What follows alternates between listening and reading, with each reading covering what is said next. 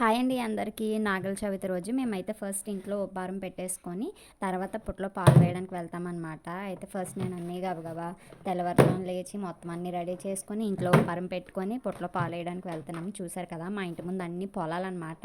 అంటే మా ఇంటి దగ్గర నుంచి స్టార్ట్ అవుతాయి పొలాలు అనేవి.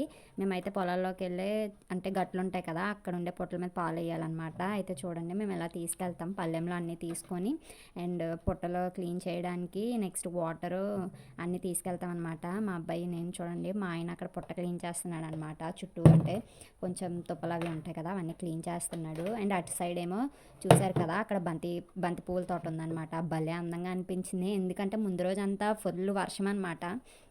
వర్షంకి ఆ ఫ్లవర్స్ అవి భలే కనిపిస్తున్నాయి.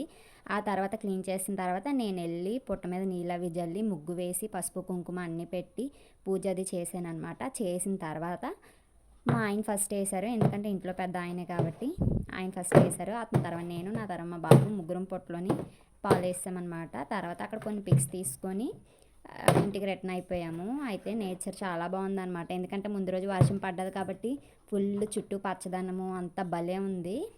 మేమైతే పత్తర్లు అవన్నీ పెడతాము పుట్ట దగ్గర. నాగల చవితి అయితే చాలా బాగా సెలబ్రేట్ చేసుకున్నాం. Thanks for watching, please subscribe.